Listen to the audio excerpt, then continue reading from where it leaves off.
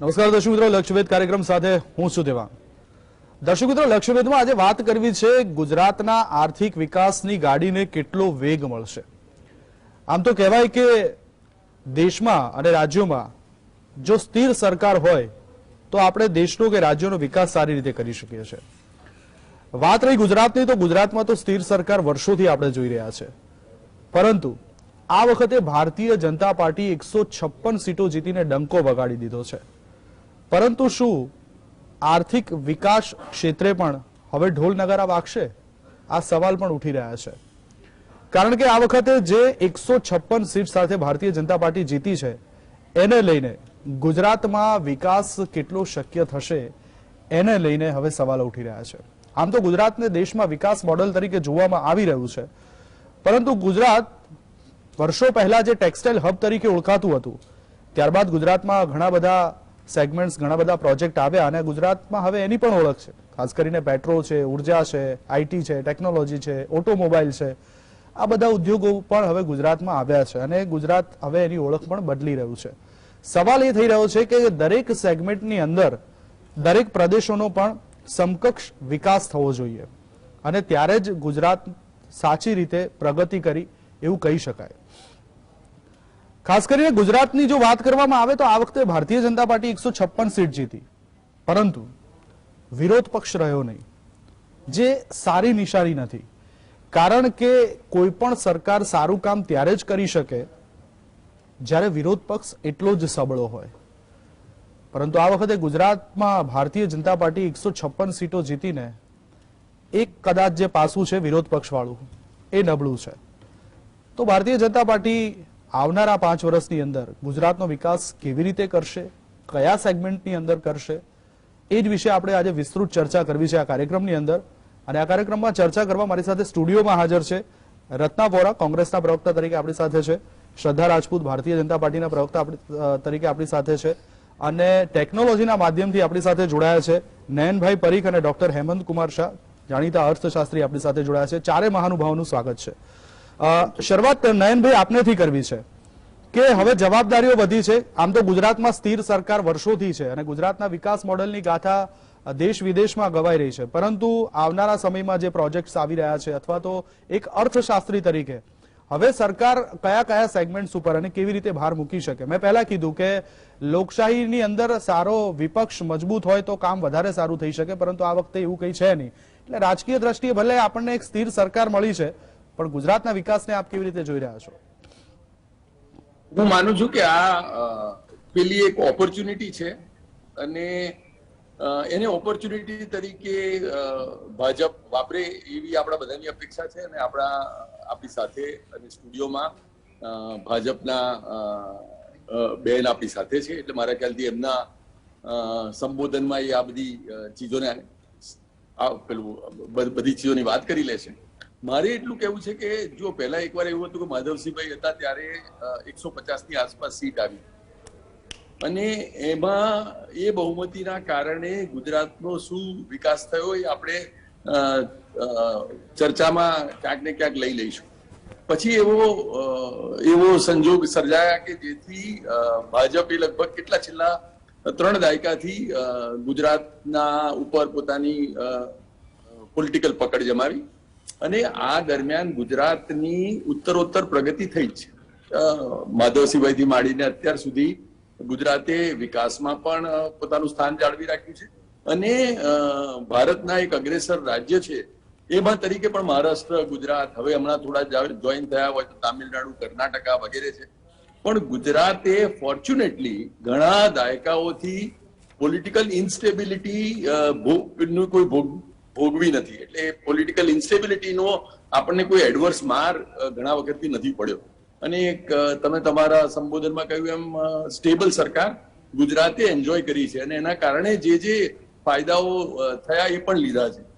અને પોલિટિકલી જો હમણાં છેલ્લે જોવું તો આપણે એક જે પેલી ચીપનો પ્રોજેક્ટ આપણે ત્યાં જે આવ્યો અને જેમાં લગભગ હતું કે મહારાષ્ટ્ર ફાઇનલ છે, આપણે ફાઇનલ છીએ, એમ કરતા કરતા જે આપણને પ્રોજેક્ટ મળ્યો, એવી રીતે હું ગણું છું કે પોલિટિકલ જ્યાં આગળ ઇન્ફ્લુઅન્સ થઈ શકે અને ત્યાં ગુજરાતને કોઈ પ્રોજેક્ટ મળી શકે તો એ આપણને મળ્યા છે. આના સિવાય હું ગણું છું કે કોઈ પણ કાનૂનો ગુજરાતમાં જો પાસ કરવા હોય અને આટલી બધી બહુમતી હોય તો એના કારણે એક ભાજપને એડવાન્ટેજ મળશે. પણ અત્યાર સુધી પણ મારા ખ્યાલથી વિધાનસભામાં ભાજપની એવી પકડ હતી કે જેના કારણે કોઈ એમને ઠરાવ ને કાયદા અને કાનૂન પાસ કરવામાં પહેલા પણ તકલીફ નથી પડી, હવે પણ નહીં પડે. પણ આ એડવાન્ટેજને આપણે એમ માનીએ કે એક નિષ્ણાત કે અર્થશાસ્ત્રી તરીકે મારે વાત કરવાની તો આને કેવી રીતે ભાજપ વિનિંગ સ્ટ્રેટેજીમાં બદલી શકે, તો હું માનું છું કે અમુક બોલ્ડ કામો જે છે જે કરતી વખતે પોલિટિકલ એના ફોલઆઉટ માટે આપણે ના કરી શકીએ, તો એવા કામ કડક હાથે કેવી રીતે સરકાર અત્યારે કરી શકે અને પોતાની બહુમતીનો એ રીતે કેવી રીતે સદુપયોગ કરી શકે. એટલે જયારે આટલી બહુમતી છે ત્યારે અમુક જે અપ્રિય પણ ગુજરાત માટે સારા એવા કાર્યો કરવાના હોય તો અત્યારે થોડા વર્ષો માટે પોલિટિકલ એટલીસ્ટ આવતા ઇલેક્શન સુધી કન્સિડરેશનને બાજુમાં મૂકીને ખાલી આર્થિક અને આપણા સામાજિક પરિબળો છે એના ઉપર કેવી રીતે કામ કરી શકાય એ આપણે વિચારવું જોઈએ. આની સાથે ગુજરાતના વિકાસનો એક એ ભાગ એવો છે કે જે આપણે લોકોએ સૌએ કામ કરવાની જરૂર છે, સરકારે પણ એને ધ્યાનમાં લેવાની જરૂર છે, એ કે આપણા વિકાસમાં એમ્પ્લોયમેન્ટ આપણે જનરેટ નથી કરી શક્યા. એટલે ગુજરાતનો જે ઔદ્યોગિક વિકાસનું મોડેલ છે એની ચર્ચાઓ મારે જયારે કરવાની થાય ત્યારે હું આ કાયમ કહું છું કે આપણે જો ઇન્ડસ્ટ્રીયલ ડેવલપમેન્ટ કરતા આવીએ, જીડીપી ગ્રોથ કરતા આવીએ, તો પછી આપણે ત્યાં એમ્પ્લોયમેન્ટ એ પ્રમાણમાં કેમ આગળ ના વધે અને એમ્પ્લોયમેન્ટને આવરી લે એવો વિકાસ આપણે સર્જી શકીએ. અને એના ઉપરાંત બીજા જે સોશિયલ આસ્પેક્ટ છે કે ભાઈ આપણે જે સોસાયટીના છેવાડાના વર્ગો છે, આપણે ત્યાં ગુજરાતમાં કુપોષણનો પ્રશ્ન જે છે એ આપણે કેવી રીતે મિનિમાઇઝ કરી શકીએ, આપણે ત્યાં જે ગરીબો છે એમને જે તકલીફો છે એ કેવી રીતે દૂર કરી શકીએ. એટલે આર્થિક વિકાસ ઇન ઇટસેલ્ફ ગોલ ના હોઈ શકે. આર્થિક વિકાસ દ્વારા દરેક ગુજરાતીનો સર્વાંગી વિકાસ થાય એ માટેના જે પ્રયત્નો કરવાના છે એ મારા ખ્યાલથી આટલી જંગી બહુમતીથી જયારે લોકોએ પક્ષને જીતાડ્યો છે ત્યારે એમનો એ હક અને જવાબદારી બંને બને છે, એ કરી શકે એવું પણ છે. અને એ એમની રિટર્ન ગિફ્ટ થશે ગુજરાતની જનતાને for giving so much of massive mandate. એટલે હું માનું છું કે આ બંને દિશામાં ભાજપ આના થકી કામ કરે તો આ ઓપોર્ચ્યુનિટીનો ખરેખર સારો ઉપયોગ કર્યો ગણાશે. નયનભાઈ, એમ્પ્લોયમેન્ટ ઉપર તમે વિશેષ ભાર આપ્યો કે એવો વિકાસ થવો જોઈએ કે એમ્પ્લોયમેન્ટ પણ લોકોને મળવું જોઈએ, રોજગારીની તકો વધુ પ્રમાણમાં થવી જોઈએ. તો શું ગુજરાતમાં અત્યાર સુધી જે વિકાસ થયો છે એમ્પ્લોયમેન્ટની બાબતમાં સરકાર હજુ એટલી સફળ નથી થઈ એવું કહેવું છે આપનું? મારું એવું કહેવું છે અને મારું માનવું છે કે એના માટે આપણે જે એમ્પ્લોયમેન્ટ ઓરિએન્ટેડ સ્કીમ બનાવી છે એ જરૂરી છે. એટલે આપણે જો થોડી ડિટેલમાં વાત કરું તો તમે મને પૂછ્યું છે એટલે કે જેમ ઇન્સેન્ટિવની વાત કરીએ કે આપણે કોઈ ઉદ્યોગોને અહીંયા લાવવા માટે ઇન્સેન્ટિવ આપીએ તો એ ઇન્સેન્ટિવ આપણે ઇન્વેસ્ટમેન્ટ જોડે જોડીએ છીએ કે આપણે આટલું ઇન્વેસ્ટમેન્ટ આવે તેના આટલા ટકા લે કે આટલું ઇન્સેન્ટિવ આપીશું. આપણે એને એમ્પ્લોયમેન્ટ સાથે જોડી શકાય. અમુક વાર એમ્પ્લોયમેન્ટ અને વિકાસને થોડો મ્યુચ્યુઅલી એક્સક્લુઝિવ ગણવામાં આવે છે. એટલે એમ કે જો વિકાસ કરવા દેવો હોય તો આપણે ટેકનોલોજીને અલાઉ કરીએ, ટેકનોલોજી વાપરવામાં કદાચ કોઈ વાર એમ્પ્લોયમેન્ટને એક બેકસીટ પણ મળે તો એ આપણે ચલાવી લેતા આવીએ છીએ. હું ગણું છું કે આમાં આપણે એક બંને પાસાને લઈને કેવી રીતે વિકાસ થઈ શકે એવું વિચારી શકીએ. એટલે એમ્પ્લોયમેન્ટ પણ થાય અને જોડે જોડે આપણે વિકાસ પણ કરી શકીએ. એટલે જેમ બાંગ્લાદેશ કરી રહ્યું છે કે એમના રેડીમેડ ગાર્મેન્ટના જે ઉદ્યોગ છે એને એકદમ હરણફાળ ભરી છે. અને ટેક્સટાઇલ કમિટી જયારે સાથે સંકળાયેલો હતો ત્યારથી આપણા માટે એક કાયમ આ પ્રશ્ન રહ્યો છે કે ગુજરાત ટેક્સટાઇલનું એક હબ બની ચુક્યું હતું પહેલા, વચ્ચે પરિસ્થિતિ બદલાઈ હતી, પણ હવે જો આપણે રેડીમેડ ગાર્મેન્ટમાં કઈ કામ કરી શકીએ, જો રેડીમેડ ગાર્મેન્ટમાં કામ કરીએ અને જો એમાં પણ ફેશન વાળું કઈ કામ અને ગાર્મેન્ટનું કઈ કામ કરીએ તો કેટલા મહિલાઓને આપણે એમ્પ્લોયમેન્ટ મળી શકે એ બાબતમાં આપણે કઈ વિચાર કરી શકીએ. આવતા 5 વર્ષમાં આપણે આપણો એજન્ડા એ બનાવી શકીએ કે ટેક્સટાઇલમાં આપણે રેડીમેડ ગાર્મેન્ટમાં એક મોટું નામ કરવું છે અને આ માટે જે પણ જરૂરી હોય એ બધું જેમ બાંગ્લાદેશમાં, બીજે બધે સરકારો ચાઇનામાં આ ટાસ્ક પોતાના ઉપર લઈ લે છે. એટલે ઇન્ડસ્ટ્રીઝને કહે છે કે તમે એક્સપોર્ટ ઓર્ડર લઈ આવો, બાકીનું તમારે શું શું જોઈએ છે અમારી પાસે કહો. એટલે કોઈ કહે કે મારે જરા વીજળીમાં થોડી રાહત જોઈએ છે, કોઈ કે મારે બીજા બધા અમુક કરવેરામાં તકલીફ પડે છે એમાં કોઈ રાહત જોઈએ છે, એમ્પ્લોયમેન્ટમાં મારે કોઈ વાર હાયરની જોડે ફ્લેક્સિબિલિટી જોઈએ છે. આ બધી ચીજોને જો વિકાસ થતો હોય, જો એક્સપોર્ટના ઓર્ડર મળતા હોય, તો કેવી રીતે આપણે એક વેગ આપીએ, કેવી રીતે ઇન્ડસ્ટ્રીને કે તમે આગળ વધો ને અમે તમારી જોડે છીએ. એવું નહીં કે ઇન્ડસ્ટ્રી પોતાએ જ ખાલી ટેક્સટાઇલનો કે રેડીમેડ ગાર્મેન્ટમાં મોટું નામ કરવું છે, પણ સરકાર જો આ વાત પોતાના પર લઈ લે કે મારે પણ કરવું, કારણ કે આમાં ખાલી વિકાસ જ નથી પણ સાથે એમ્પ્લોયમેન્ટ પણ છે. આમાં મહિલાઓને પણ કામ મળશે, મહિલાઓ સશસ્ત્રીકરણ જે આપણે હાથમાં લેવું છે એ પણ થઈ શકશે. એવી જ રીતે આપણે કેવી રીતે જે સુરતમાં આપણા ડાયમંડનું કામ છે, હવે એમાંથી આપણે કેવી રીતે જ્વેલરી તરફ આગળ જઈએ. એટલે આપણે ત્યાં જે ગ્રોથ છે એમાં આપણે વેલ્યુ એડિશન ઉપર ધ્યાન આપવાનું છે. વેલ્યુ એડિશન કેવી રીતે થઈ શકે, એટલે આપણે ટર્નઓવર તો કરીએ છીએ પણ ટર્નઓવર કરવામાં કેટલી વેલ્યુ એડ કરીએ છીએ, એમાં જેમ જેમ આપણે ફિનિશ્ડ ગુડ તરફ જતા જઈશું એમ એમ આપણું વેલ્યુ એડિશન વધશે અને એમાં જ્યાં જ્યાં એમ્પ્લોયમેન્ટ મળે ત્યાં એ આપણું બેવડું કામ થશે. એટલે ગુજરાતે જે હવે ઔદ્યોગિક વિકાસનું એક મોડલ કરવાનું છે એમાં એમ્પ્લોયમેન્ટને અને વેલ્યુ એડિશન બંનેને જોર આપવાનું છે. આપણે બહુ જ મોટું ટર્નઓવર કરીશું પણ ખરેખર પ્રોફિટ નહીં કરીએ. જેમ એક ઇન્ડસ્ટ્રી વાળો વિચારે કે હું બહુ જ જાજુ ટર્નઓવર કરીને કરીશું, ઘરે હું શું લઈ આવું છું, મારું વેલ્યુ એડિશન શું છે, એવું જ રાજ્ય પણ વિચારવાનું છે કે આપણે ખાલી ઇન્વેસ્ટમેન્ટમાં નંબર 1 આવવું છે કે આપણે ખાલી જીડીપી ગ્રોથમાં નંબર 1 આવવું છે કે આપણે એમ્પ્લોયમેન્ટમાં અને અનએમ્પ્લોયમેન્ટ રિડક્શનમાં પણ નંબર 1 માં આવવું છે, આપણે સામાજિક મૂલ્યોમાં પણ આગળ આવવું છે, આપણે જે આપણું વેલ્યુ એડિશન છે એમાં પણ આગળ આવવું છે.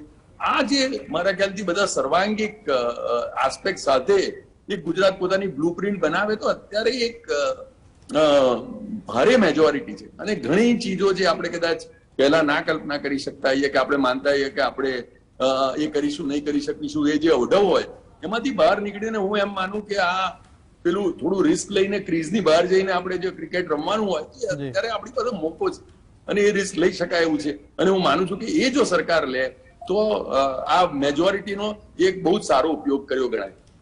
હેમંતકુમાર, આપનું શું કહેવું છે? મેજોરિટીનો સારો ઉપયોગ, આમ તો ગુજરાતમાં વર્ષોથી સ્ટેબલ સરકાર રહી છે, પણ જેમ નયનભાઈએ કીધું એમ કે ભાઈ ઉદ્યોગ ધંધા તો આવી રહ્યા છે, કાગળ ઉપર આપણે કરોડો લાખો રૂપિયાના એમઓયુ દર વર્ષે કરી રહ્યા છે, પણ એમ્પ્લોયમેન્ટનો પ્રશ્ન હજુ ત્યાંનો ત્યાં જ છે. તો આ વખતે જે સરકાર બની છે, વિરોધ પક્ષ તો હવે નહીવત જેવો છે, જે એક સારી નિશાની નથી, પણ શું કરી શકે સરકાર? તમે વિરોધ પક્ષ નહીવત જેવો છે એમ કહ્યું, એ સાચી વાત છે, પણ પહેલા તમે એમ બોલેલા કે વિરોધ પક્ષ રહ્યો જ નથી, તો એ ખોટી વાત છે. વિરોધ પક્ષ તો છે, 182 માંથી 156 છે, એટલે બાકીની જે બેઠકો છે 26 જેટલી એ બીજા લોકો પાસે છે. કોંગ્રેસ પાસે છે 17 બેઠકો અને બાકીની બીજા લોકો પાસે છે. તો એનો અર્થ એવો થાય છે કે વિરોધ પક્ષ છે અને વિરોધ પક્ષે ગુજરાતના વિકાસના સંદર્ભમાં વિધાનસભામાં અને વિધાનસભાની બહાર કેટલાક મહત્વના મુદ્દાઓ ઉઠાવવાના થાય છે. બીજો એક મુદ્દો આપે કીધો કે રાજકીય અસ્થિરતા ગુજરાતે અનુભવી નથી. એ 1970ના દાયકામાં અનુભવેલી, પણ એ પછી આપણે અનુભવી નથી. એટલે સ્થિરતા ઘણી છે, એમાં કોઈ શંકાને સ્થાન નથી, પણ સ્થિરતાનો અર્થ વિકાસનો દર વધે છે એવું થાય છે ખરું?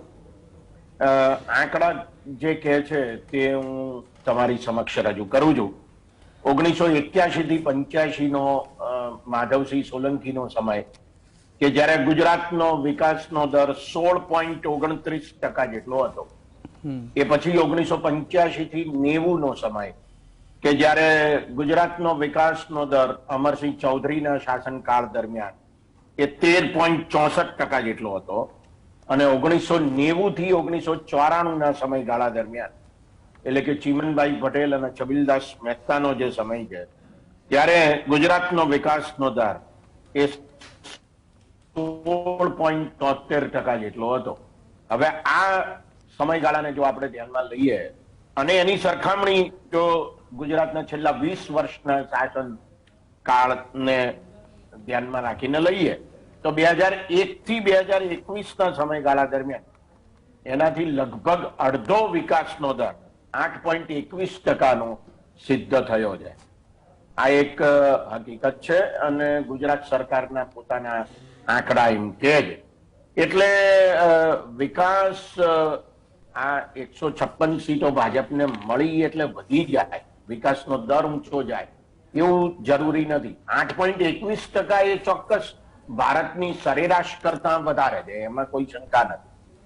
પણ એ મેં તમને કહ્યું એમ કે 15 વર્ષનો જે ગાળો હતો કે જ્યારે પણ સ્થિરતા હતી અને ત્યારે પણ આટલી બધી બેઠકો હતી, એ પ્રકારના સંજોગોમાં જે વિકાસનો દર હતો એના કરતા ઓછો રહ્યો છે.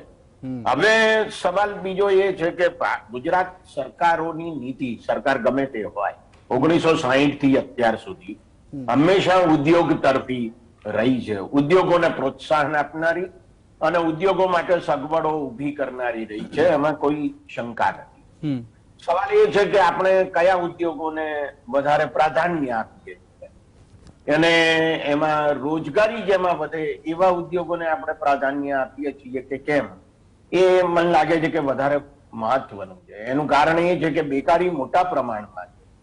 કારણ કે જે બેકારીના આંકડા આવે છે CMI દ્વારા, કે જેમાં 2% જેટલી જ બેકારી ગુજરાતની બતાવવામાં આવે છે, બીજા રાજ્યોમાં એ 6%, 7%, 5% જેટલી હોય છે. પણ એ માત્ર સંગઠિત ક્ષેત્રની બેકારી છે. અસંગઠિત ક્ષેત્રમાં ખૂબ મોટા પ્રમાણમાં બેકારી છે, એમાં કોઈ શંકાને સ્થાન નથી. એનું કારણ એ છે કે નરેગામાં જે જોબ કાર્ડ ધરાવનારા પરિવારોની સંખ્યા છે તે લગભગ 34 લાખ જેટલી છે.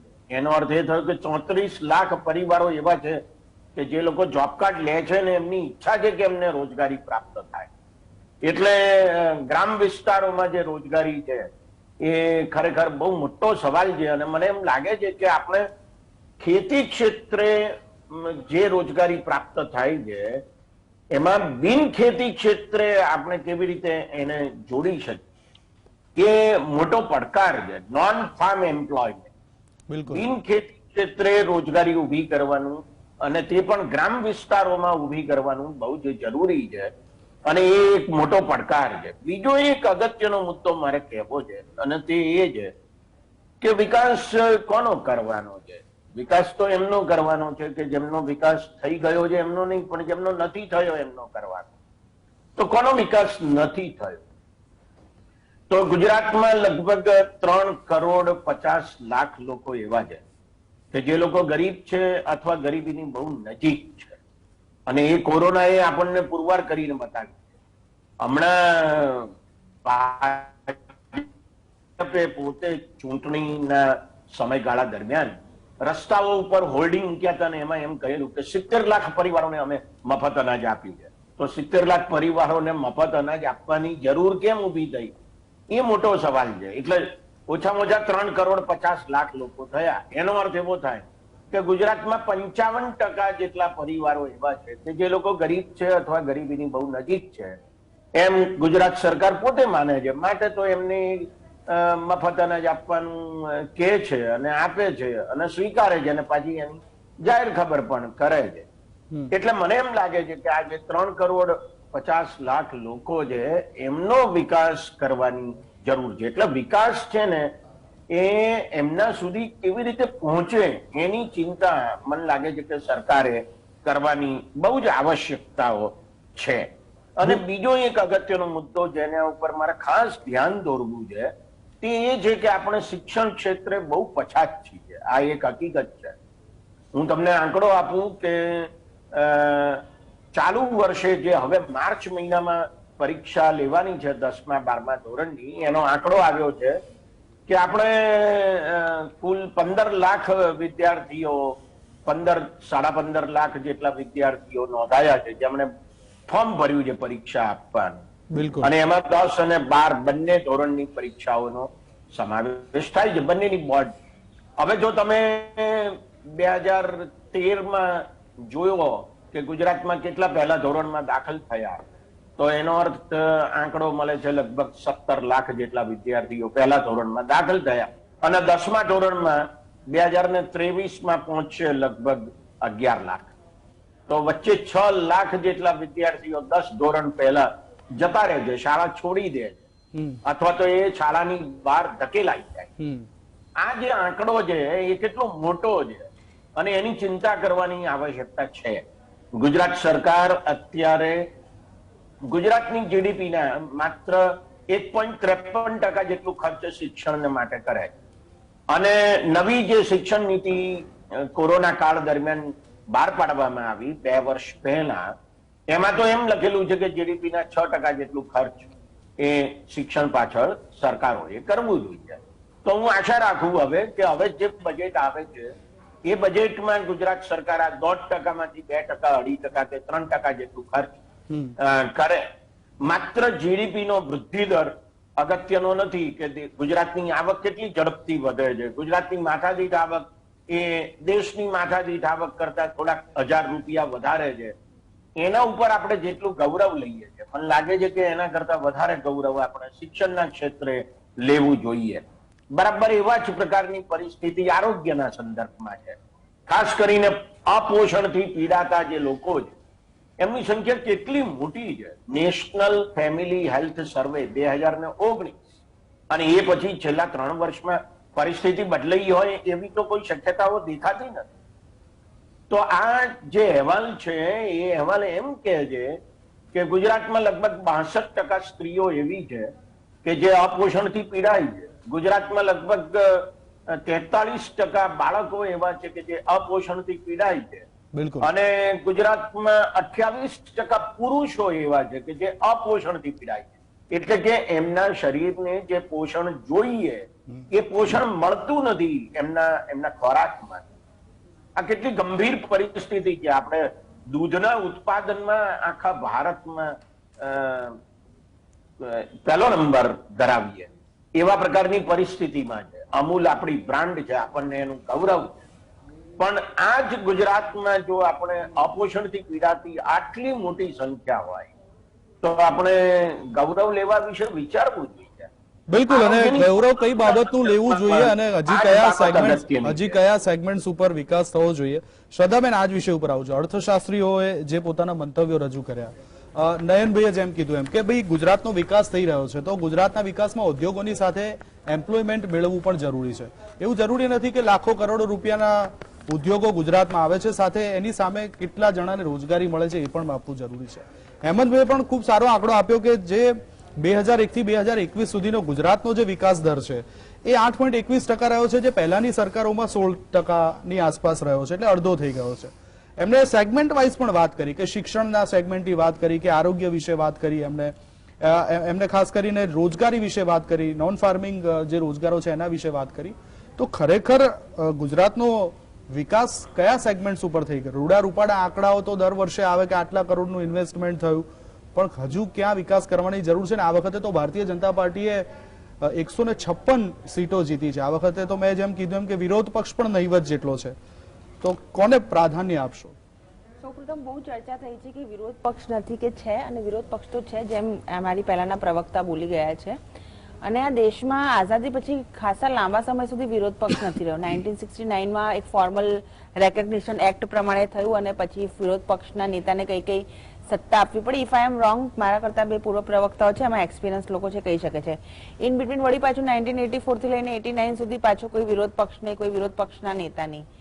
એ તો રહ્યું જ છે. કોંગ્રેસે ક્યારે એના ઉપર કામ કર્યું નથી. અલગ વાત છે કે જયારે પછી જેમ જેમ જનતા દળની આવ્યું અને જગજીવન રામજી બન્યા, પછી એલ કે અડવાણીજી બન્યા, પછી અટલ બિહારી વાજપેયીની ગવર્મેન્ટમાં બીજા લોકો કોંગ્રેસ તરફથી વિપક્ષમાં બન્યા, અને પછી સૌથી વધારે જે ચર્ચાઓ થઈ સુષ્મા સ્વરાજજી છે, અરુણ જેટલીજી છે, એ એલ કે અડવાણીજી છે, અટલ બિહારી વાજપેયી જે લોકસભામાં આપણે સાંભળીએ છીએ તો મજબૂત એક વિપક્ષનો અવાજ ભારતીય જનતા પાર્ટી હંમેશા રહી છે. કારણ કે અમારી પાર્ટી સંઘર્ષોથી બની છે. એટલે 1980 માંથી 2 થી 282 અને 303 પર આવ્યા, પણ અમે એ નહોતું જોયું કે અમારી પાસે 2 સીટ છે એટલે અમે અવાજ નહીં બનીએ. અમારી પાસે આજે 202 છે, 303 છે, 282 છે, 303 છે, તે આખી વસ્તુ અલગ છે. એમાં અમે પક્ષમાં કામ કર્યા છે. એટલે વિપક્ષ હોય છે, વિપક્ષ પાસે એક સીટ હોય કે જે બી હોય, જો એને લોકતંત્રમાં, વિધાનસભામાં કે લોકસભામાં પોતાનો બુલંદ અવાજ કરવો હોય તો એ કેપેસિટી હોવી જોઈએ. એના માટે એ પક્ષને, કે અત્યારે હાલ જે અમે પક્ષ છે ભારતીય જનતા પાર્ટીને પ્લીઝ એમાં વચ્ચે ના નાખે કે અહીંયા વિપક્ષ નથી. હોય તો એક માણસ પોતાનો અવાજ ત્યાં ઉપાડી શકે, જે વિધાનસભામાં ચૂંટીને લે તો લોકોએ મોકલેલા જ છે. એટલે એ પ્રશ્ન અત્યારે અસ્થાને બહુ રહેતો નથી. બીજી વસ્તુ એ છે, મહત્વની વસ્તુ છે કે અમને થમ્પિંગ મેજોરિટી મળી છે. બિલકુલ જનતા જનાર્દને અમને આશીર્વાદ આપ્યા છે. એટલે હું ફરી વખત કહીશ અટલજીના શબ્દોમાં કે એ પદ નહીં, એ દાયિત્વ હે. અમને આપ્યું છે એટલે અમારું ફરજ વધારે, અમારી તો અત્યારે 5 ગણી જવાબદારી વધી જાય છે. કારણ કે લોકોએ અમને એકદમ એબ્સોલ્યુટ મેજોરિટી આપી છે. હવે અમારી જવાબદારી પહેલા હતી એનાથી બી વધારે અમને આપ્યું છે જનતા જનાર્દન પ્રતિસાદ. તો 100% અમારી જ રિસ્પોન્સિબિલિટી છે, એટલે અમારે કામ કરવાનું જ છે. ગુજરાતની અંદર છેલ્લા જોઈએ તો અત્યારે એક આપણે માર્કો લઈએ છીએ ease of doing business. Ease of doing બિઝનેસમાં હું બી ઇન્ડસ્ટ્રીઝ બેકગ્રાઉન્ડ થી છું. શું હોવું જોઈએ કે ભાઈ તમારી પાસે રોડ, રસ્તા, ટ્રાન્સપોર્ટેશન, 24 અવર્સની ઇલેક્ટ્રિસિટી સપ્લાય અને સૌથી વધારે છે લો એન્ડ ઓર્ડર. કોઈ પણ ઇન્ડસ્ટ્રી ત્યારે જ આવશે કે એ રાજ્યનું લો એન્ડ ઓર્ડર કંટ્રોલમાં હશે તો જ આવશે અને ત્યાં 24 અવર્સ ઇલેક્ટ્રિસિટી સપ્લાય હશે અને ટ્રાન્સપોર્ટેશન, કારણ કે આ બેઝિક જરૂરિયાત છે કોઈ પણ ઇન્ડસ્ટ્રીઝની. તો એ ઇઝ ઓફ ડુઈંગના બિઝનેસમાં હું આટલા ઇઝી શબ્દ એટલે વાપરું છું કે આપણા દર્શકો સમજી શકે. તો એની અંદર ગુજરાત ટોપ રેન્ક કરે છે, સેકન્ડ નંબર ઉપર છે, એની પાછળ બીજા રાજ્યો બી છે, પણ સૌથી સારું ગુજરાતનું પરફોર્મન્સ છે. ગુજરાતની અંદર જો મેઇનલી જોવામાં આવતા તો જેમ કે તમે ડાયમંડની વાત કરી, ફાર્માસ્યુટિકલ ઇન્ડસ્ટ્રી, ટેક્સટાઇલ હબ આપણે ગણતા હતા. એક વખતનું અમદાવાદ, માન્ચેસ્ટર પડી ભાંગ્યું હતું. શું પડી ભાંગ્યું હતું એના ઇતિહાસમાં નહીં, પણ અત્યારે સુરત છે, અમદાવાદ છે. કેમિકલ ઇન્ડસ્ટ્રી છે, સિરામિકનો આપણે મોરબીનો આખો પટ્ટો લઈ લઈએ તો સિરામિક ઉદ્યોગો છે, ઓટોમોબાઈલ છે, રિફાઇનિંગ છે અને પેટ્રોકેમિકલ્સ, એટલા આપણા મહત્વના ઇન્ડસ્ટ્રીઝ છે. એની સાથે અત્યારે જ ગઈ ટર્મની અંદર આપણે સેમિકન્ડક્ટર ચિપ, જે એક ન્યૂ રેવોલ્યુશન છે આખા દુનિયાની અંદર, સૌથી અને જે ગિફ્ટ સિટી છે. શ્રદ્ધાબેન, બિલકુલ, એટલે સેમિકન્ડક્ટર ને આ વિશે પણ મારે વાત કરવી છે વિસ્તૃતમાં, પણ બ્રેક પછી પાછો તમારી સામે આવું કારણ કે સમય થયો છે બ્રેકનો. દર્શક મિત્રો, ગુજરાતમાં બહુમતી સાથે સરકાર તો બની છે, પરંતુ જેમ નિષ્ણાતોએ કીધું એમ કે ગુજરાતનો વિકાસ જે છે એ વિકાસ દર ઘટી રહ્યો છે અને અમુક એવા સેગમેન્ટ છે કે સરકાર પોતે કહી રહી છે કે આ સેગમેન્ટની અંદર હજુ ક્યાંક વિકાસ કરવાની જરૂર છે. તો હવે પ્રાયોરિટી કોને અપાશે અને ગુજરાતનો સાચો વિકાસ શું છે એ જ વિશે આપણે વિસ્તૃત ચર્ચા કરીએ. લઈએ એક શોર્ટ બ્રેક બાદ ફરી એકવાર આપનું સ્વાગત છે. આપણે ચર્ચા કરી રહ્યા છે કે ગુજરાતમાં વિકાસ, હવે ભારતીય જનતા પાર્ટી 156 સીટ જીતી છે, તો હવે વિકાસ કેવી રીતે કરશે અને ક્યારે કરશે, કોનો કરશે, કયા સેગમેન્ટનો કરશે. વિકાસ કરવો જરૂરી છે. છેલ્લા ઘણા વર્ષોથી ગુજરાતમાં સ્ટેબલ સરકાર રહી છે, પરંતુ પ્રદેશોની સાથે સાથે વિવિધ સેગમેન્ટનો પણ પેરેલલ વિકાસ થવો જરૂરી છે અને તો જ તેમાં સમાનતા રહેશે. બ્રેક પહેલા જે વાતો થઈ આગળ એ જ વાત કન્ટિન્યુ કરું છું. શ્રદ્ધાબેન, તમે કહી રહ્યા હતા કે ગુજરાતમાં આટલું યોગદાન છે, ગિફ્ટ સિટી 1.5 લાખ કરોડનો ઇન્વેસ્ટમેન્ટ થઈ રહ્યું છે સેમિકન્ડક્ટર ચિપ બનાવવા માટે થઈને, પણ સાથે હેમંત કુમારે એક ચિંતા પણ જે વ્યક્ત કરી છે કે ગુજરાતની અંદર 3.5 કરોડ લોકો એવા છે કે જે લોકોને તમે મફત અનાજ આપ્યું છે, તો એવા લોકોના જીવન ધોરણ સુધારો. શિક્ષણની અંદર ડ્રોપ આઉટ રેશિયો જે છે એને લઈને ચિંતા વ્યક્ત કરવાની ક્યાંક જરૂર છે. ખાસ કરીને રોજગારીની તકોનું સર્જન કરવાનું છે, એને લઈને ચિંતા કરવાની જરૂર છે. હા, આંકડાઓ ક્યાંક ગુજરાતની ફેવરમાં કે દેશ કરતા ઊંચા છે, પરંતુ આ પણ એક સત્યતા છે ગુજરાતની. જો મેં તમને કીધું ને કે જ્યારે આટલું ઇન્વેસ્ટમેન્ટ આવે છે ત્યારે જે તમે જુઓ કે આપણે જીઆઈડીસીની જ્યારે મુલાકાત લો તો આપણા ગુજરાતીઓ કરતા તો બહારના લોકો આપણે જોઈએ છે તો અહીંયા રોજગારી મેળવતા હોય છે. That is very fact. તમે ગમે ત્યાં જશો, હવે એ લોકોની તો 4-4, 5-5 પેઢી અહીંયા થઈ છે, એ આખા સવાયા ગુજરાતી થઈ ગયા છે, એમાં કોઈ છે નથી. 14 થી 15 લાખ. તો શ્રદ્ધાબેન, આપણે પણ ગુજરાતીઓ રોજગારી મેળવવા બીજે જઈએ જ છે વિદેશોમાં. મને મારી વાત આખી કમ્પ્લીટ કરી લેવા દો. મેન્યુફેક્ચરિંગ ઇન્ડસ્ટ્રીનું આખું હબ છે ગુજરાત અને ખાસી એવી રોજગારી છે અને બહારના લોકો પણ, એટલે બહારના એટલે આપણા દેશના જ છે પણ બહારના રાજ્યના લોકો, I should correct my self, આઈને અહીંયા રોજગારી લે છે. બીજી વસ્તુ છે કે આપણે આ શિક્ષણની વાત કરી. શિક્ષણની અંદર જ્યારે તત્કાલીન મુખ્યમંત્રી નરેન્દ્ર મોદીજી હતા ત્યારે આંગણવાડીમાંથી બાળકીઓ કન્યા કેળવણી અને ગુણોત્સવ અને પ્રવેશોત્સવ એ કાર્યક્રમ એ વખતથી ચલાવવામાં આવે છે અને જેનો તમે અત્યારે વ્યાપ એટલું જુઓ છો કે આપણે ડ્રોપ આઉટ રેશિયોમાં ક્રમશઃ ઘટાડો કર્યો છે. આપણે જ્યારે સંસ્થાકીય સુવાવડની વાત કરવામાં આવે છે, જ્યારે ઇન્સ્ટિટ્યુશનલ ડિલિવરી, તો આખા ભારત દેશની અંદર 99.99% સંસ્થાકીય એટલે કે સંસ્થાની અંદર ડોક્ટરો દ્વારા જે સુવાવડ કરવામાં આવે છે એમાં ગુજરાત છે, જેની અંદર બી 99%ની અંદર પછી એમ કહેશે કે ગવર્મેન્ટમાં કેટલી થઈ, તો 50% જેટલી ડિલિવરી, 55% જેટલી છે જે ગવર્મેન્ટમાં થાય છે, ફ્રી ઓફ કોસ્ટ થાય છે, જેમાં સિઝેરિયન સેક્શન આવી ગયું, બ્લડ ટ્રાન્સફ્યુઝન કે જે બી કહ્યું બધું ફ્રી ઓફ કોસ્ટ છે. પછી ખિલખિલાટથી ડ્રોપની વ્યવસ્થા પાછી જાય છે. એક બહુ સરસ પ્રશ્ન અહીંયા ઉપાડ્યો છે મારા પહેલા હેમંતભાઈએ કે ભાઈ અમૂલ છે આપણું ગૌરવ છે, છતાં બી કુપોષણની સમસ્યાની સામે ગુજરાત લડી રહ્યું છે. ડેફિનેટલી અમે ક્યારે આ સમસ્યાનો ઇનકાર કર્યો નથી, પણ with due respect to all panelist આપણે આની સમસ્યામાં જઈએ કે અમે બી જોઈએ છે કે હું એ ફિલ્ડ માસ્ટર્સ મારું પબ્લિક હેલ્થમાં છે કે કુપોષણ શા માટે આપણા દેશ રાજ્યમાં છે. આપણું રાજ્ય તો બધા કરતા વધારે પૈસા વાળું છે, આપણા કરતા જેમાં પૈસા ઓછા છે એવા યુપી, બિહાર, ઝારખંડ કરતા બી આપણું રેશિયામાં વધારે છે. આમાં ખાનપીનની જે પદ્ધતિ છે ને આપણું જે પરંપરાગત ખોરાક છે એના માટે બી આખું અમે, સરકાર તો આંગણવાડીમાં કામ કરી રહી છે, અમે વિવિધ યોજનાઓ પણ છે. ઇવન અમારે ભારતીય જનતા પાર્ટી સંગઠન બી આખું સુપોષણ અભિયાન એ જ ઉપાડ્યું હતું કે સી બિહેવિયર ચેન્જ કમ્યુનિકેશન થાય, અમારા જ કાર્યકર્તાઓ જાય દરરોજ બાળકને તો આંગણવાડી કે ખવડાવે છે, પણ શું ખાવું જોઈએ, કઈ રીતે ખાવું જોઈએ, કયા સમયમાં ખાવું જોઈએ અને ઘરની અંદર જ પરંપરાગત ભારતીય ખોરાક ખાવો જોઈએ, એ વસ્તુ ઉપર અમે અત્યારે પ્રોટીન ઉપર છે કે હોમમેડ ફૂડ છે કે આપણી ખાવાની જે આદતો છે, જે કોરોનામાં અમુક આપણે સારી આદતો કેળવી છે અને રૂટીનમાં કન્ટિન્યુ કરવાની, કારણ કે અમે એક્સેપ્ટ કરીએ છીએ કે આ પ્રોબ્લેમ અમારા સ્ટેટમાં છે. ચલો, very good, very good, very good. કામ કરી રહ્યા છે. બિલકુલ સાચી વાત છે. એટલે પ્રોબ્લેમ છે અને એ પ્રોબ્લેમ ઉપર કામ થઈ રહ્યા છે, એ પણ માનવું જરૂરી છે. રત્નાબેન, જે રીતના વાત થઈ રહી છે, ગુજરાતના વિકાસની વાતો થઈ રહી છે, હવે એમાં વિરોધ પક્ષ, મેં પહેલા કીધું કે લોકશાહીની આ સારી નિશાની નથી ગુજરાતનું રિઝલ્ટ આવ્યું એ, પણ હવે જેટલા પણ 17 ધારાસભ્યો છે વિધાનસભાની અંદર એ અવાજ ઉઠાવી શકે છે અને ગુજરાતના વિકાસને લઈને કોંગ્રેસ પણ એટલી તત્પર જોવા મળે છે, એટલી સજાગ જોવા મળે છે. પરંતુ આ વખતે જે બંને પેનલિસ્ટોએ કીધું, અર્થશાસ્ત્રીઓએ કીધું, એને લઈને આપનો શું વિચાર છે? જો સૌથી પહેલા તો હું શ્રદ્ધાબેનની વાતને જ આગળ વધારતા કહું છું કે એમને અટલ બિહારી વાજપેયી સાહેબને કોટ કર્યા હતા કે પદ નહીં દાયિત્વ છે, તો એવી રીતે જ હું એમની જ એક બીજી વાત કોટ કરું છું અને એ છે કે રાજધર્મ અપનાવો, રાજધર્મ અપનાના ચાહીએ. તમે મેજોરિટીમાં આવ્યા છો, ફૂલ મેજોરિટીમાં આવ્યા છો, મુબારક, જે જીતા વહી સિકંદર, મુબારક. પરંતુ હવે અમને વિરોધ પક્ષ તરીકે અમે એ જ અપેક્ષા રાખીએ છીએ કે તમે જે કામ કરશો ને એ બધાને સાથે રાખીને અને સાચા અર્થોમાં બધાના વિકાસ માટે કામ કરશો. કોઈ એક તબકા માટે કે કોઈ એક વર્ગ માટે કે કોઈ એક ક્લાસ માટે નહીં, પરંતુ સંપૂર્ણ ક્લાસ માટે તમે કામ કરશો એવું અમે વિરોધ પક્ષ તરીકે આપનાથી આશા રાખીએ. પણ તમને એવી આશંકા કેમ છે? તમને આવી આશંકા કેમ છે કે દરેક તબક્કાનું કામ નહીં કરે? ના ના, હું કહું છું ને, છેલ્લા 27 વર્ષના જે આંકડા આપણા આદરણીય અર્થશાસ્ત્રી શ્રી હેમંત શાહે બધાની સામે મૂકી દીધા છે, ખુલ્લા પાડી દીધા છે કે 27 વર્ષમાં આ લોકોનું શું દેખાવ હતું એ બધાની સામે છે.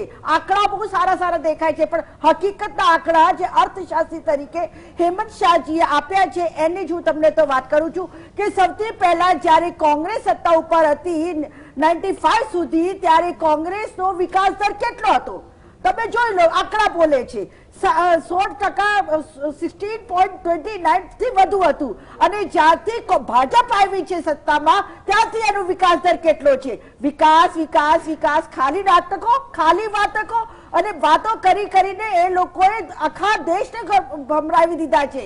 એટલે હું તો સ્પષ્ટ રીતે કહીશ કે મહેરબાની કરીને તમને સત્તા મળી છે તો સત્તા માટે કામ કરજો. સત્તા તમને ખાલી જલસા માટે કે પછી બધા ખોટા વેફાર માટે નથી મળી. તમને તમારું દાયિત્વ છે, દાયિત્વ નિભાવજો. અને હવે હું કહું છું કે 40 લાખ બેરોજગારો છે ગુજરાતમાં, તો એ 40 લાખ બેરોજગારોને બેરોજગારીમાંથી બહાર નીકળે એવું કંઈક આયોજન કરજો. એવી જ રીતે જે ગરીબી છે, 3 કરોડ 50 લાખ લોકો ગરીબી રેખા નીચે છે અને એમને ઉપર લાવવા માટેનું કામ કરજો. આદિવાસી માટે કામ કરજો, દલિતો માટે કામ કરજો, અલ્પસંખ્યકો માટે કામ કરજો. ખાલી વાતો ના કરતા મહેરબાની કરીને. અને બીજી વાત કરું, આજે જે ગણતરી પ્રમાણે 1,67,68 લાખ જેટલી ભાજપને જો મતો મળ્યા છે, તો એની સામે કોંગ્રેસને 87 લાખ જેટલા મતો પણ મળ્યા છે, અડધો અડધ અને એનાથી ઉપર પણ મળ્યા છે. એટલે કોંગ્રેસને લોકો પસંદ કરીને એમને આપ્યા છે વોટ. તો મારે તો એ જ કહેવું છે કે ઠીક છે, તમે આજે સત્તા પક્ષમાં આવ્યા છો, પરંતુ તમારી પાસે ઘણા બધા પ્રશ્નો છે જે તમે છેલ્લા 27 વર્ષમાં પૂરા નથી કર્યા. તો મહેરબાની કરીને બીજા 5 વર્ષ આપ્યા એમાં કરજો, પરંતુ મોરબી જેવા પુલ ના તૂટે એનું ધ્યાન રાખજો. જે સોજિતમાં લઠ્ઠાકાંડ થયા, 100 લોકો મરી ગયા, એનું ધ્યાન રાખજો. અને ખરે અર્થોમાં લો એન્ડ ઓર્ડર ને તમે ચલાવી શકો એવી રીતે કામ કરજો. નહીં તો પછી આ તો ઠીક છે, જનતા છે, આજે જનતાએ તમને ચુકાદો આપ્યો છે અને જનતા અંદરથી જાણે છે કે ચુકાદો તમે કઈ રીતે લીધો છે. આ બેકડોર એન્ટ્રી કહેવાય છે, આ ક્લિયર કટ ચુકાદો નથી તમારો. અને અમે જાણીએ છીએ કે આ કેવી રીતે તમે સત્તા ઉપર આવ્યા છો. મારે નયનભાઈ પાસે જવું છે, પણ શ્રદ્ધાબેન 30 સેકન્ડ આપની પ્રતિક્રિયા આપી દો. પહેલી વસ્તુ તો છે ને, આ મેં બહુ ડિગ્નિટી સાથે ડિબેટ કરી છે અને એમાં તમે ફ્રસ્ટ્રેશન જે કરી રહ્યા છે કોંગ્રેસ વાળા બેન કે આ બેકડોર એન્ટ્રી છે, તમે જનતા જનાર્દનના મૂળને સમજી જ નથી શકતા અને તમે મેન્ડેટનું લોકશાહીમાં જ અપમાન કરી રહ્યા છો. હજુ 1 મહિનો બી નથી થયો તમારે આ રીતે. સી મેં બસ બે કીધું ને, અમારી બી 2 આવી હતી ત્યારે અમે એવું કીધું હતું કે જનતા જનાર્દને બેકડોર એન્ટ્રી કરી છે. 444 રડીને લઈ આવ્યા હતા રાજીવ ગાંધીજી. સી આ બધી જે ગિમિક્સ તમે લોકો જે કહ્યા છો ને, જનતાને એ જ નથી ગમતું. પહેલા તો તમે જનતા જનાર્દને જે વોટ આપ્યા છે એનું સન્માન કરતા શીખો. અમે ક્યાંય બી અમારું જે છે દેખાડ્યું નથી. મેં એ જ કીધું છે પદ નહીં દાયિત્વ છે. ચલો ઓકે ઓકે બરોબર ઓકે છે. એટલે એટલે મહેરબાની કરીને તમે આપણે મુદ્દા પોલિટિક્સ પર નથી કરો. લેતા, આપણે ગુજરાતના આના વિકાસની ઉપર વાતો ના કરો. કરીએ છીએ. Very good.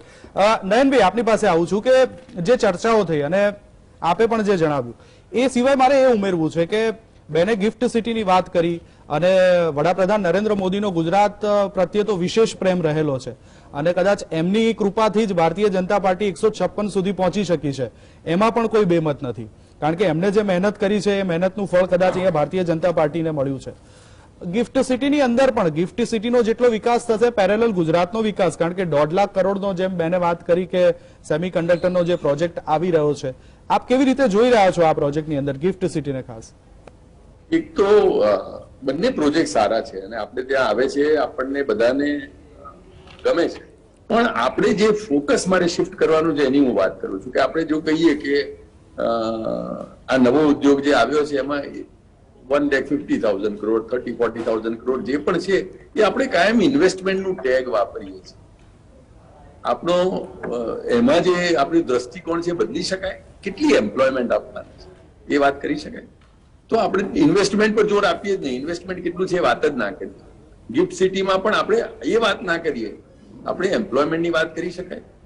ગિફ્ટ સિટીનો એક મને સૌથી વધારે ચીજ એ ગમે છે અને જે હું માનું કે આવતા 5 વર્ષોમાં આપણે બધા જોઈએ તો એ કે એમાં એજ્યુકેશન સેક્ટરમાં એક નવી વાત એ કરી છે કે ભાઈ કોઈ પણ પરદેશની યુનિવર્સિટી સરકારના ઓછામાં ઓછા હસ્તક્ષેપ સાથે ત્યાં પોતાની એસ્ટાબ્લિશમેન્ટ મૂકી શકશે.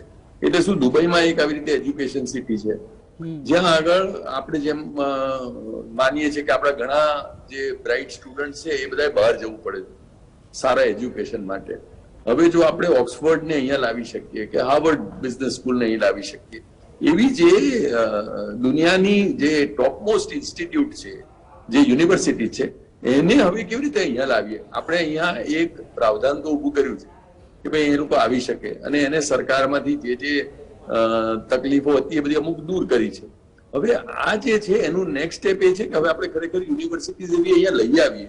એટલે આપણા લોકોએ જે અમેરિકા સુધી જવું પડે છે, 50 લાખ કરોડ રૂપિયાનું આંધણ કરવું પડે છે પોતાના છોકરાઓને ભણાવવા માટે, એના કરતા અહીંયા ગાંધીનગરમાં ભણી લે અને આ બધી યુનિવર્સિટીઝ જયારે અહીંયા પોતાની જાતને એસ્ટાબ્લિશ કરશે ત્યારે એની કોસ્ટ સ્ટ્રક્ચર પણ બદલાશે. કારણ કે એ લોકો IIM અમદાવાદના આપણા હેમંતભાઈ છે એવા સારા પ્રોફેસરને લઈ આવશે. એમણે ત્યાંથી અમેરિકાથી લાવવાની જરૂર નથી, કારણ કે આપણી પાસે બુદ્ધિધન અવેલેબલ છે, આપણા સ્ટુડન્ટ્સ પણ છે. પણ એ બધા જવું પડે છે અમેરિકા, એટલે સ્ટુડન્ટ્સ આપણા, અમુક ત્યાંના પ્રોફેસર્સ પણ આપણા અને ભણાવે હાર્વર્ડ બિઝનેસ સ્કૂલ અને એનો એક સ્ટેમ્પ મળે. એના માટે આપણે બધા ત્યાં જઈએ. હવે જો હેમંતભાઈ જેવા પ્રોફેસર પણ અહીંયા હોય, સ્ટુડન્ટ્સ પણ આપણા અહીંયા હોય, તો બહાર જવાની ક્યાં જરૂર રહી? આપણે તો એવું થઈ ગયું કે આપણું કોટન બહાર પેલું ચાઇના ઇમ્પોર્ટ કરે અને પછી પાછું એનું ટી શર્ટ બનાવીને આપણને જ મોકલે. આપણે હવે જે અહીંયા ગિફ્ટ સિટીમાં એક મારા માટે આશાનું કિરણ એ છે કે આ બધી યુનિવર્સિટીની જે વાત કરી છે એમાંથી કોઈ 4-5 સારી યુનિવર્સિટી લઈ આવી અને એમાં આપણા પ્રોફેસર્સને, આપણા સ્ટુડન્ટ્સને એક રીઝનેબલ ફી થી હાર્વર્ડ બિઝનેસ સ્કૂલમાં જેમ અમેરિકાથી ભણ્યો હોય એ જ પ્રકારની સેમ ઇક્વિવેલન્ટ ડિગ્રી મળે, જેથી એના માટે આખું વિશ્વ ફલક બની જાય. અને એની કોસ્ટ જે છે એ એવી ના થાય કે જેથી સામાન્ય જનના હાથની બહાર જ રહે, સામાન્ય જનના ખાલી સ્વપ્નમાં રહે એવું નહીં, પણ ખરેખર અવેલેબલ હોય એવું એજ્યુકેશન નજીકમાં મળે. એ બધી મારા ખ્યાલથી એક સંભાવનાઓ સાથે આપણે ગિફ્ટ સિટીને જોવાનું છે. પણ નયનભાઈ બીજા હેમંત કુમારે કીધા એ રીતના જે પરિબળો છે, શું એ પડકારો સાબિત નહીં? તમે ગુજરાતના વિકાસ, નો ડાઉટ કે ગુજરાત, આપે કીધું એમ કે પહેલા ટેક્સટાઇલ હબ તરીકે ઓળખાતું હતું, અત્યારે ઘણા બધા સેગમેન્ટ એવા છે કે જે ગુજરાતમાં કાર્યરત છે અને હવે તો આપણે ડિફેન્સ ક્ષેત્રે પણ આગળ વધી રહ્યા છે. એવા પણ ક્યાંક આ સરકારે ક્યાંક MOU કર્યા છે. સવાલ એ છે કે એક બાજુ તમારા ગુજરાતમાં 3.5 કરોડ લોકો ગરીબી રેખા નીચે જીવી રહ્યા છે, 62% સ્ત્રીઓ કુપોષિત છે, 28% પુરુષો કુપોષિત છે, 42% બાળકો કુપોષિત છે, શિક્ષણમાં ડ્રોપઆઉટ રેશિયો તમારો વધી રહ્યો છે. એટલે આ બેઝિક નીડ પહેલા ફૂલફિલ કરવી કે પછી ઉદ્યોગોને પ્રોત્સાહન આવું કે વિદેશી રોકાણકારોને અહીં આકર્ષવા, પ્રાયોરિટી કોને આપવી? મારું કેવું છે કે આ ઈધર ઓર નહીં ચાલે, બંને કરવું પડશે. અને છતાં પણ આપણે સ્વાભાવિક રીતે માનીએ કે એમાં જો પ્રાયોરિટી આપવાની હોય તો આપણે જે માણસ અત્યારે સફર કરી રહ્યું છે એ ગુજરાતીને આપણો હાથ ફેલાઈ અને એને બચાવીએ તો સૌથી વધારે જરૂરી જ છે. આપણે એક માણસને જો જેમ આપણે બેને કહ્યું એમ ખરેખર એને જો આદતની વાત હોય તો એ બદલવાની છે, પણ આપણે એ પણ જોવાનું છે કે એવા પણ લોકો હશે જે પૈસાના કારણે પોષણ વાળું ખાવાનું નહીં ખાઈ શકતા હોય. એવો કોઈ પણ ગુજરાતી હોય કે જેના મોઢામાં પૈસાના કારણે કોળિયો ના પહોંચતો હોય ને એના કારણે જો પોષણ હોય, એ તો આપણા બધા માટે પડકારરૂપ છે જ ને. પણ નયનભાઈ બીજી એક વાત છે કે જયારે વિકાસની અને સ્ટેબલ સરકારની આપણે વાત કરી રહ્યા છે, ઘણી બધી યોજનાઓ એવી છે કે એ યોજનાઓ ભૂતકાળમાં પણ આવી, જેમ કે કલ્પસર યોજના સારી યોજના હતી, શું થયું? હજુ આપણે એની ઉપર કશું પ્રોજેક્ટનું અમલીકરણ નથી કરી શક્યા. એવી ઘણી બધી યોજનાઓ હતી કે જે યોજનાઓ વિશે આપણે વિચાર્યું છે ગુજરાતના લોકોનું સારું થાય, પણ એ હજી આપણે એ ક્ષેત્રે આગળ કેમ નથી વધી શકતા અને કેમ લાગી રહ્યું છે? હવે જો એક યોજના અને પેલું હકીકત એમાં કઈક થોડો અંતર રહેવાનો, કારણ કે જેમ આપણે એક યોજના કરતા આવીએ, હવે દરેકે દરેક આપણી યોજના ફળીભૂત નથી થતું. કોઈ ફળીભૂત થઈ શકે, કોઈ ના થઈ શકે, પણ પહેલું તો સ્ટેપ યોજનાનું તો જરૂરી જ છે. હવે કદાચ ફ્રાન્સ અને આર્જેન્ટિના હોય તો એક જ ને કોઈને વર્લ્ડ કપ મળવાનો, બીજો હારવાનો. પણ મારું કેવું છે કે જીતનું આયોજન તો બંને કરવું પડશે. એમ મારું આયોજન અંગે મારો કોઈ પણ વિરોધ નથી, આયોજન કરવું જ જોઈએ. આયોજન પછી તમારો બહુ મહત્વનો મુદ્દો છે કે આયોજન આપણું ફેલ ના જાય, વર્ષે વર્ષ આ એ તરફ આગળ વધી. ઉપરથી અલગ દિશામાં તો ના જઈએ. આપણે જો એ દિશામાં જવું હોય અને આપણે ઉપર જવું હોય, નીચે તો નથી આવી રહ્યા ને, એ જોવાની જરૂર છે કે આપણે ખરેખર એમ્પ્લોયમેન્ટ વધારી તો રહ્યા છે ને, ઘટી તો નથી રહી ને, એ આપણે જોવાની જરૂર છે. આપણે ખરેખર કુપોષણ વાળા કેસીસ વધી તો નથી રહ્યા ને, આપણે તો અત્યારે ઘટાડવાની વાત કરી છે. કુપોષણમાં આપણે એને નિર્મૂળ કરવું છે, તો એ ડાયરેક્શન સાચી છે ને. આયોજનમાં આપણું હોય કે આટલા વખતમાં કરી લઈશું, થોડું મોડું થાય આપણે બધા સહન કરી શકીએ, પણ આયોજનની વિરુદ્ધ જો વાત થતી હોય તો એ આયોજનને આપણે તેજ ધારદાર બનાવવાનું છે, અને એ આ સરકારની જવાબદારી ચોક્કસ. બિલકુલ, ખૂબ સારી વાત નયનભાઈ, અને થેન્ક યુ, તમે અમારે સાથે જોડાયા. મને ખ્યાલ છે કે બહુ એક અંગત કામથી તમારે જવાનું છે અને છતાં પણ તમે અમને સમય આપ્યો, એટલે આપનો ખૂબ ખૂબ આભાર. આપ હવે આપનું અંગત જે કામ છે ચોક્કસ કરવા માટે હું આપને મંજૂરી આપું છું. Thank you very much for thank you sir. Thank you sir. હેમંતભાઈ, આપની પાસે આવું છું કે નયનભાઈએ જે વાત કરી અને જૂની યોજનાઓ વિશે જે વાત થઈ, શ્રદ્ધાબેને પણ સ્વીકાર્યું કે આપે જે પહેલા વાત કરી, કુપોષણની વાત હોય કે શિક્ષણ ક્ષેત્રની વાત હોય કે આરોગ્ય ક્ષેત્રની વાત હોય, કાર્યો થઈ રહ્યા છે, સરકારી યોજનાઓ ચાલુ છે, પરંતુ તેમ છતાં પણ ગુજરાત વિદેશી રોકાણકારોને ક્યાંક આકર્ષવાની વાત કરે છે, ગિફ્ટ સિટીમાં રોકાણ કરવાની વાત કરે છે, સંરક્ષણ ક્ષેત્રે રોકાણોની ક્યાંક વાત કરે છે. એટલે સવાલ અહીંયા એ થઈ રહ્યો છે કે હવે પ્રાયોરિટી ગુજરાતને આપવી શેનાથી, કઈ બાબતને, કયા સેગમેન્ટને? મેં પહેલા કીધું એમ કે દરેક સેગમેન્ટની સાથે દરેક પ્રદેશનો પણ વિકાસ થવો જોઈએ, તો વિકાસની સમતુલા જાળવી શકાશે. વિકાસ એ બહુ ખતરનાક શબ્દ છે, એનાથી આપણે થોડા ચેતવાની જરૂર છે. વિકાસ કોનો કરવાનો, ક્યારે કરવાનો, કેટલો કરવાનો, કેવી રીતે કરવાનો, વિકાસ કોનો કરે, આ બધા સવાલો વિશે આપણે ભાગ્યે જ કશી ચિંતા કરીએ. દાખલા તરીકે 1983માં ગુજરાતમાં રિઝર્વ બેંકના ભૂતપૂર્વ ગવર્નર, આપણા ગુજરાતી ગવર્નર આઈ.જી. પટેલ, એમના અધ્યક્ષ પદે એક સમિતિ નીમવામાં આવી હતી કે પછાત તાલુકાને ઓળખી કાઢે. એ સમયના 182 તાલુકામાંથી આઈ.જી. પટેલ સમિતિએ 56 તાલુકા એવા ઓળખી કાઢ્યા કે એ વિકાસની દ્રષ્ટિએ પછાત છે. આ 1983ની વાત છે. પછી 2005માં ગુજરાત સરકારે એક બહુ જાણીતા અને આદરણીય એવા આઈએએસ અધિકારી BRS કોલગી, એમના અધ્યક્ષ પદે એક સમિતિની નિમણૂક કરી અને એણે જે અહેવાલ આપેલો, એ અહેવાલ એવું કહે છે કે જે 56 તાલુકા 1983માં પછાત હતા, એ જ 56 તાલુકા પણ ફરીથી 2005માં થોડાક નવા માપદંડો સાથે પછાત હતા. તો એનો અર્થ એવો થાય કે તો પછી વિકાસ શું થયો? 2005 પછી આ 56 તાલુકાની શું પરિસ્થિતિ છે એની જાણ આપણને બહુ થતી નથી. એટલે ગુજરાત સરકારને હું એક વિનંતી કરું છું કે તે હવે ફરીથી ગુજરાતના પછાત પ્રદેશોને ઓળખી કાઢવા માટે નિષ્ણાતોની એક સમિતિ નીમે, કે તો આપણને ખબર પડશે કે જે પછાત તાલુકા હતા તેમનો સામાજિક અને આર્થિક રીતે વિકાસ થયો કે કેમ. પણ આ એક હકીકત છે કે વિકાસ એ એની મેળે આપોઆપ પહોંચી જાય. એટલે પેલા માટલામાં આપણે પાણી ભરેલું હોય તો એ માટલામાંથી પાણી ધીમે ધીમે ધીમે ધીમે નીચે જમે, એ એની મેળે જમે છે. એમ વિકાસ જમતો જમતો નીચે પહોંચી જશે એવી જે ધારણા છે એ ધારણા મૂળભૂત રીતે ખોટી છે. આપણે એવું સમજીએ છીએ કે ગુજરાતમાં વધારે ને વધારે મૂડી રોકાણ કરશે, સ્વદેશી કંપનીઓ કરે કે વિદેશી કંપનીઓ કરે, આ સેક્ટરમાં થાય કે પેલા સેક્ટરમાં થાય તો એનાથી ગુજરાતનો વિકાસ થઈ જશે. ગુજરાતનો વિકાસ થાય એટલે બધા ગુજરાતીઓનો 6.5 કરોડ ગુજરાતીઓનો વિકાસ થાય એવું જરૂરી નથી.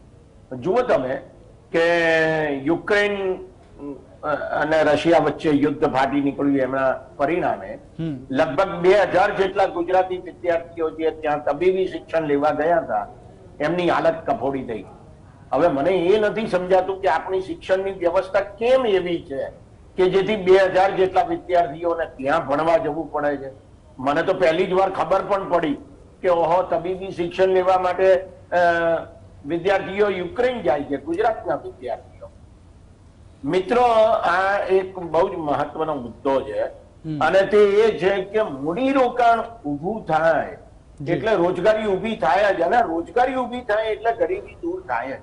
આવું જરૂરી નથી. દાખલા તરીકે હું બેકાર છું, હું 1 રૂપિયો કમાતો નથી અને બહુ ગરીબ છું, પણ મને રોજગારી મળી અને રોજગારી મળવાને લીધે મને રોજના 200 રૂપિયા મળ્યા તો તમે એમ કહેશો કે મારો વિકાસ થઈ ગયો, હું ગરીબીમાંથી બહાર આવી ગયો. ખરેખર એવું થતું નથી. મારી ગરીબી ઘટે છે પણ હું ગરીબીમાંથી સંપૂર્ણપણે દૂર આવતો નથી. એટલે રોજગારી ઊભી થવાથી હંમેશા ગરીબી દૂર થાય છે એવું થતું નથી. બિલકુલ બિલકુલ. મને એમ લાગે છે કે રોજગારી ઉપર ધ્યાન આપવું જોઈએ, જી, પણ એવી રોજગારી ઉપર વિશેષ ધ્યાન આપવાની જી જી જી હેમંતભાઈ, સમયનો અભાવ છે એટલે છેલ્લી 2 મિનિટ છે એટલે શ્રદ્ધાબેનને પૂછી લઈએ કે ચર્ચાના અંતે તર્ક તો એક જ નીકળે છે કે ગુજરાતનો વિકાસ કરો, વિદેશી રોકાણ લાવો કે ગમે તે સેગમેન્ટ્સ વાઇઝ તમે વિકાસ કરો કે અહીંયા એમઓયુ થાય, પણ સવાલ એ છે કે રોજગારીનું સર્જન કેટલું થાય છે. કારણ કે રત્નાબેને પણ કીધું એમ કે હાલમાં ગુજરાતમાં બેકારોની સંખ્યા કેટલી છે અને હેમંતભાઈએ પણ દાખલો આપીને કીધું કે બેકારને 200 રૂપિયા મળે તો કે એની બેરોજગારી દૂર નથી થતી. આના વિશે વિચારવાની જરૂર છે. બેરોજગારીનો સૌથી ઓછો દર હોય આખા ભારતની અંદર તે ગુજરાત રાજ્યની અંદર છે. અમે કહી ચુક્યા છે ને, સ્ટેટિસ્ટિક્સ છે. બીજું, હેમંત સરે એવું કીધું કે એજ્યુકેશન લેવા માટે MBBS નું ક્યાં જાય છે.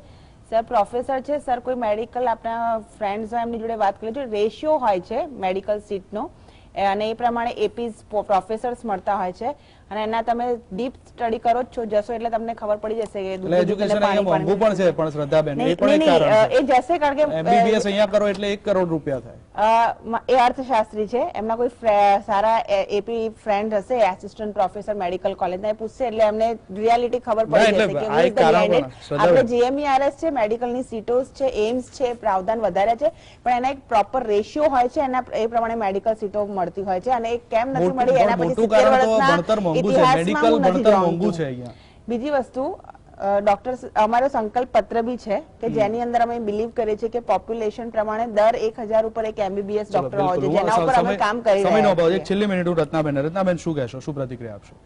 ભાઈ, સૌથી પહેલા તો હું એક વાત કરીશ કે કોઈ પણ સરકાર હોય, કોની પણ સરકાર હોય, નિયમ અને નીતિઓ તો બધી જ હોય છે. એમાં કોઈ નવાઈની વાત નથી. નવી નવી નીતિઓ અને આયોજનો થતા જ હોય છે. પણ કહેવાનું મતલબ અહીંયા એવું છે કે નિયત કેવી છે. ખરેખર તમે જે નીતિઓ બનાવી છે, યોજનાઓ બનાવી છે, એ ફક્ત કાગળ ઉપરની નીતિઓ અને યોજનાઓ છે કે એમનું અમલીકરણ પણ કરવાનું છે કે થાય છે. આજે હું તમને વિકાસની વાત કરું તો ગુજરાતમાં ગુજરાત હાઈકોર્ટે સુઓ મોટો લેવો પડ્યા છે. એવા કેટલાય મુદ્દા છે, રોડ રસ્તાના મુદ્દા હોય કે પછી વરસાદમાં રોડોનું ધોવાણોનો મુદ્દો હોય કે ઘણા બધા એવા સાબરમતી રિવરફ્રન્ટને ચોખ્ખી કરવાની મુદ્દો હોય, એવા ઘણા બધા મુદ્દાઓમાં ગુજરાત હાઈકોર્ટે પોતે સુઓ મોટો લેવું પડે છે અને 27 વર્ષ ઓછા નહોતા. તમને કોણે કહ્યું હતું કે વિકાસ ના કરો? છતાંય આંકડા જુઓ તમારા વિકાસના અને વિકાસ દરના. તો મારે તો એટલું જ કહેવું છે કે નીતિઓ તો બધી આવે છે પણ નિયત હોવી જોઈએ અને ખરેખરમાં તમે સત્તા ઉપર છો તો બધાનો વિકાસ કરજો અને રાજધર્મ અપનાવજો.